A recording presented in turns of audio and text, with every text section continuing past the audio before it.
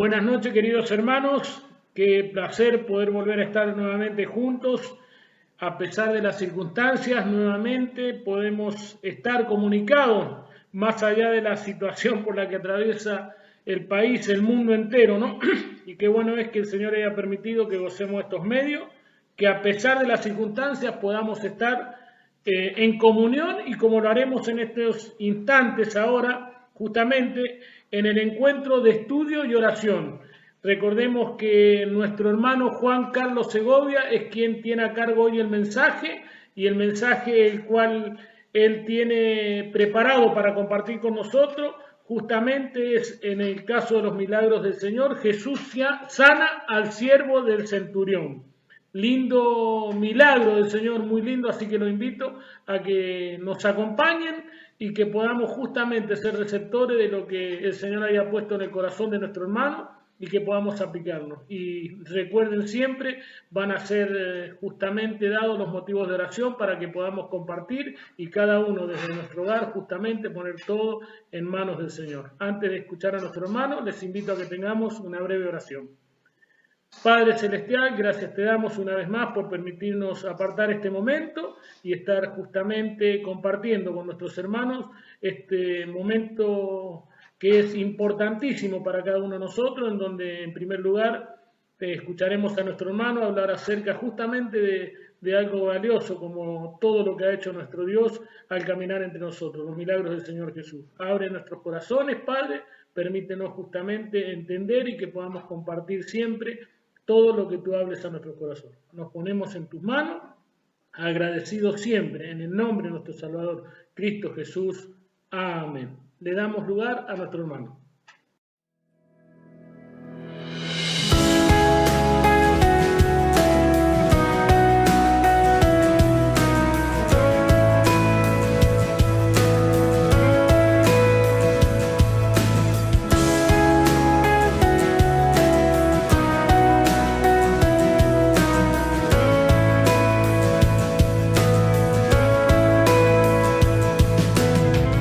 En todo tiempo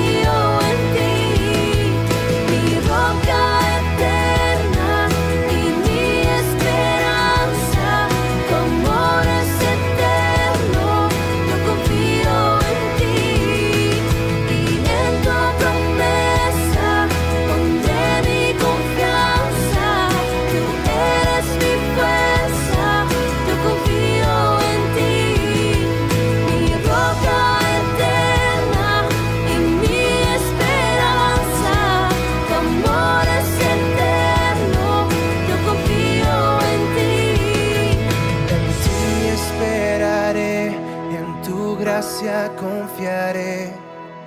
Dejo todo atrás y me rindo a tus pies. Anclado estoy en ti, pues tu amor no fallará. Te amo.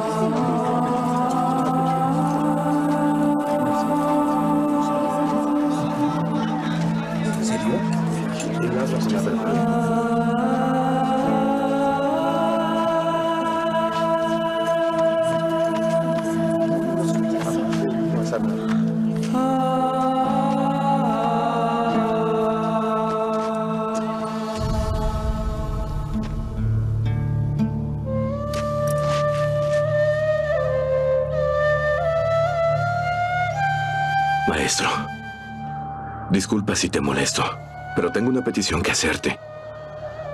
Mi criado está en casa, paralítico, en profundo sufrimiento. Iré a curarlo. Llévame a tu casa. Señor, no soy digno de que entres a mi casa, pero una palabra tuya bastará para sanarlo. Pues también soy hombre sujeto a la autoridad. Tengo soldados a mis órdenes. Le digo a uno ve y él va. Y a otro ven y él viene. Y a mi criado que haga algo y él lo hace. En verdad, les afirmo que ni siquiera en Israel encontré fe como esta. Vete.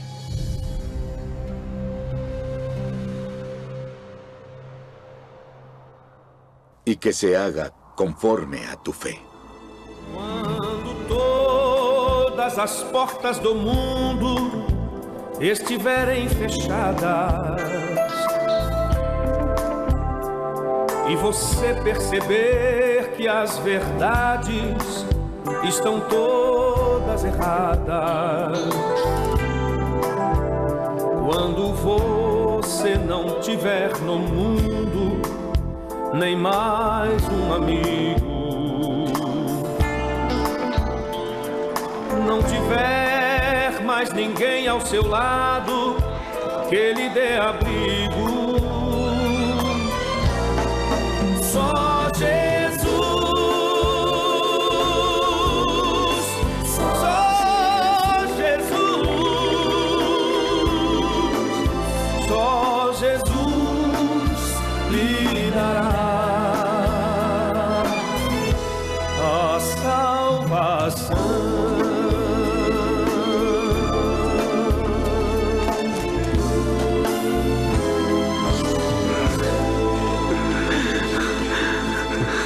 Fue Jesús, Rafael. Fue Él quien te curó, hijo mío.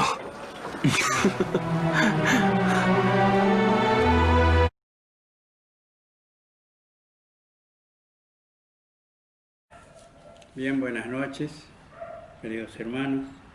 Continuamos con estos estudios sobre los milagros del Señor, como nos decía el hermano Osvaldo Macio.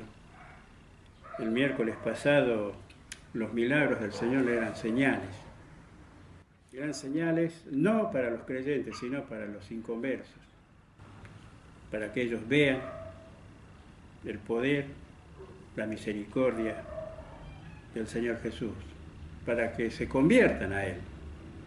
Entonces, eran señales dadas por Dios para los incrédulos que no creían en Él.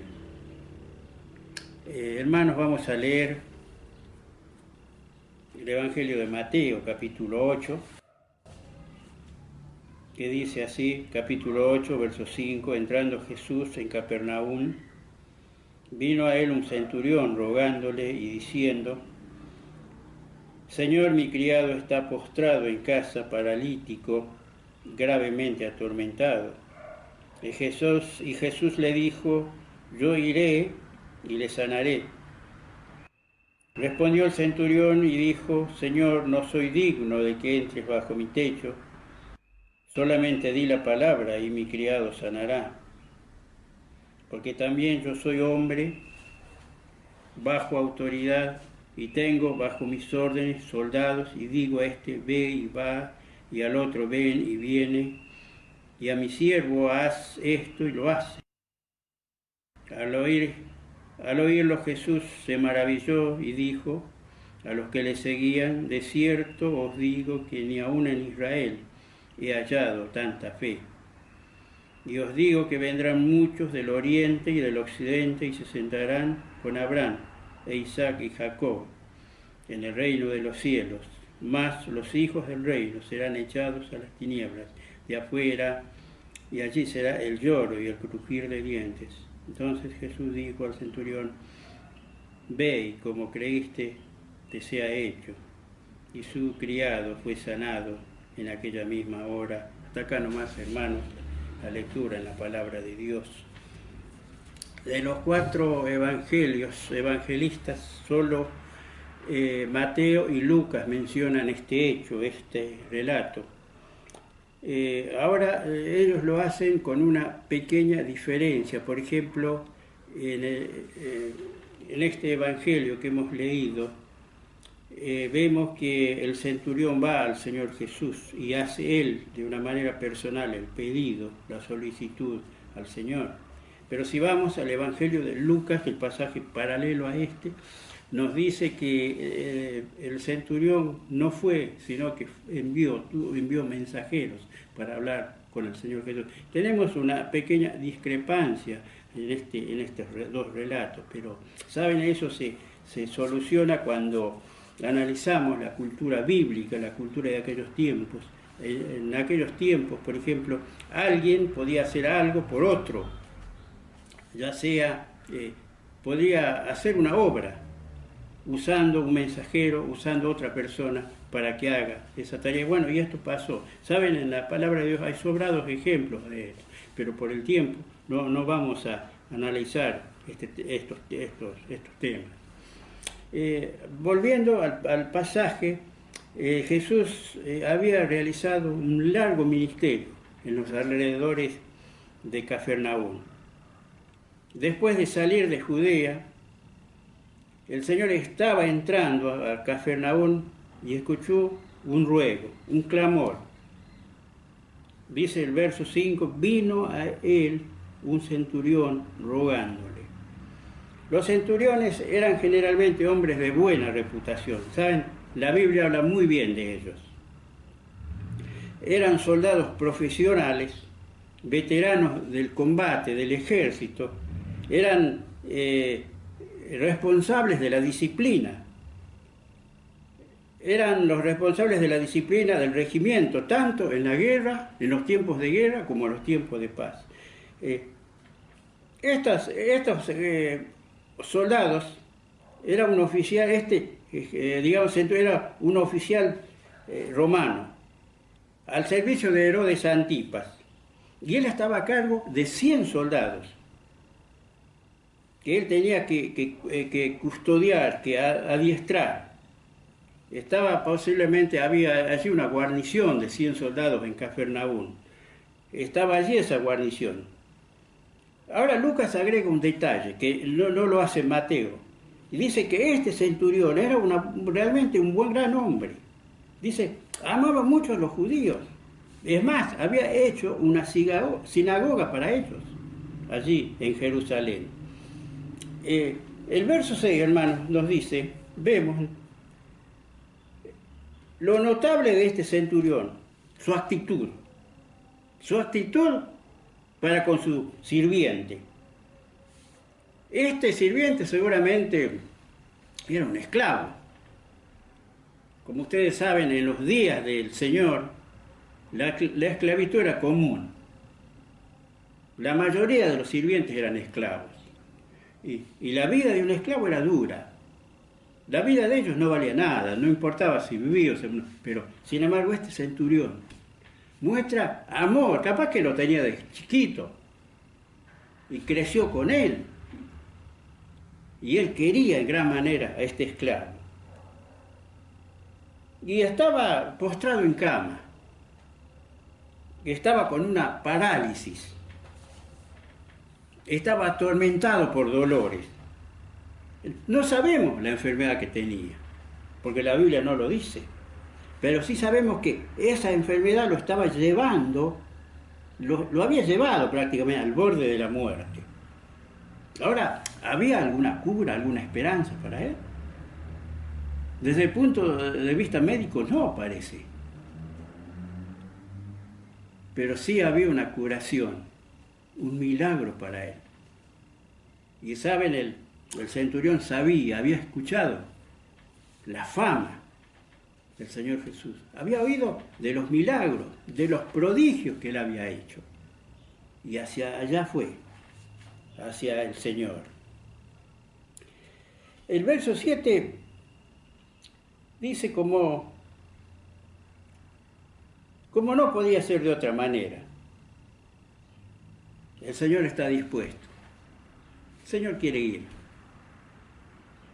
Quiere ir al Señor. ¿Saben por qué? Cada petición a Él siempre está dispuesto.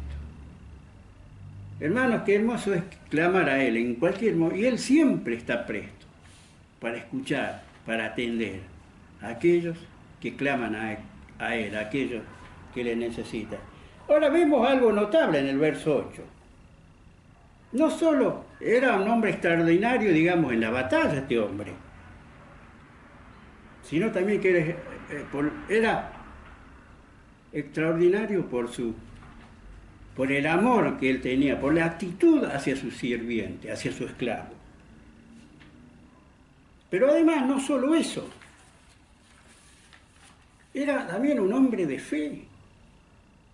Este soldado del Imperio Romano tenía 3 cualidades que cada uno de nosotros debe tener, que el siervo de Dios debe tener. 3 cualidades que agradan a Dios. Tenía en primer lugar amor al prójimo, amor a su esclavo. Tenía en segundo lugar fe, mucha fe, que el Señor se maravilló de esa fe. Ni en Israel encontré tamaña fe, dijo el Señor. Pero había algo. En tercer lugar había algo más. Sumado a esa fe, era humilde. Sentía que no era digno de que el Señor entre, visite su casa. Y ya saben, si no dice, no vayas a mi casa, di la palabra. El original dice, ordena por una palabra, a una distancia y sin otra acción, mi siervo será sanado. Ah, qué expresión, queridos, de fe. Esa fe que conmueve, emociona. Cada vez que leemos este relato, nos emociona. ¡Qué fe! Un gentil, un soldado rudo, sin embargo lleno de humildad, se humilla ante el Señor. Y saca esta conclusión, y sabe que el Señor lo entendió. Y él dijo, en otras, le quiso decir, si yo, un hombre común, que estoy sujeto a autoridad, y aún más, yo mismo tengo autoridad sobre otros, y yo ordeno y me obedecen. Cada orden mía se obedece. Le quiso decir al Señor, cuánto más tú, Señor, que eres poderoso, que todo lo puede, que para ti no hay nada imposible, ¿cuánto más vos vas a tener poder, autoridad sobre una enfermedad, sobre una muerte? Él ve el poder de Dios, el poder del Señor Jesús. El Señor sabía, el centurión, sabía que el Señor lo podía curar a su siervo a distancia, sin estar allí, sin contacto físico, sin ninguna aplicación de un remedio a la herida, o al mal, al dolor, o a la parte afectada. Hermanos, las enfermedades corporales son para el Señor como humildes siervos. Están, parece, al servicio de las enfermedades. Y Él las ordena. Ahora, por ejemplo, si Él tiene el poder, hermanos, para quitar una enfermedad. Y me estoy acordando ahora, por ejemplo, de este gran mal, el COVID. Hermano, ¿creen ustedes que Él no tiene poder para sacarlo, para quitarlo? Dando solo una orden. ¿Ustedes acaso niegan que Él tenga poder? No, Él tiene poder. Pero claro, ahora hay que ver si es su voluntad. Ahora, hermanos, la pregunta es, ¿el Señor sigue curando ahora? ¿Sigue curando? ¿Ese poder sigue en la actualidad? Hermanos, el Señor es el mismo, ayer y hoy es el mismo. Ahora, la diferencia está en que debemos ver, ahondar, si es su voluntad, que nos curemos. ¿Cuántas veces oramos por un mal, por una enfermedad que nos preocupa? Oramos. Y el Señor no quita el aguijón, la dolencia que tenemos, no la quita. ¿Por qué? Porque no es su voluntad. Pero sí, hermanos, nos va a dar la paz, la calma, para convivir con ese mal. Nos da la paz, la calma, y nos ayuda a vivir con ese flagelo. El apóstol Pablo un día le pidió que le quite un aguijón, un mal. No. El Señor Jesús le dijo, bástate mi gracia. Bástate mi gracia. A veces el Señor nos dice lo mismo, otro tanto a nosotros. Porque muchos de nosotros tenemos dolencias, preocupaciones, pruebas. Pero el Señor nos tiene que decir, bástate mi gracia. Hermanos, qué bueno es venir al Señor. Primero, con humildad, con fe. Con fe. Pero también reconociendo que Él tiene poder, que Él tiene autoridad. Sin embargo, es bueno ver un cuadro de sanidad, ver un milagro de sanidad. De hecho, los podemos ver día a día en la Biblia, en la vida diaria. Pero sin embargo, el milagro de sanidad no es el milagro más grande. El milagro más grande que hay, que existe hoy, ahora, es que un pecador se arrepienta y venga a Cristo confesando sus pecados y le reciba en el corazón, en el fuero íntimo. Ese es el mayor milagro. Ese es el gran milagro. Y dice finalmente, verso 11, Y os digo que vendrán muchos del oriente y del occidente, y se sentarán con Abraham e Isaac y Jacob en el reino de los cielos. Hermano, este es el mayor milagro, entrar al reino de Dios y estar allí en ese gran banquete, que no sabemos cómo va a ser, pero sabemos que va a ser algo extraordinario, algo precioso, algo digno de estar allí. Ese gran banquete, estar allí en el reino de los cielos. Entrar en el reino de los cielos es entrar en la presencia misma de Dios. Pero solo lo podemos hacer si tenemos a Cristo en el corazón. Hermanos, que, como dije antes, son milagros hermosos. A lo largo de estos mensajes vemos diversos milagros. Enfermedades, curó el Señor. Milagros que Él desafió la naturaleza, como calmar un viento, una lluvia. Son milagros. Como dije antes, son señales claras. Y hermanos, pero termino diciendo que el mayor milagro es que pecadores como nosotros, indignos, seamos hijos de Dios y estemos invitados a ese banquete, a esa mesa, del cual nos habla el versículo 11, donde va a estar allí Abraham, Isaac, Jacob, creyentes de otros tiempos. Estaremos allí en el cielo todos, aquellos que tenemos a Cristo en el corazón. Que el Señor bendiga, hermanos, su palabra y nos estaremos viendo en la próxima actividad. Que el Señor nos bendiga. Amén.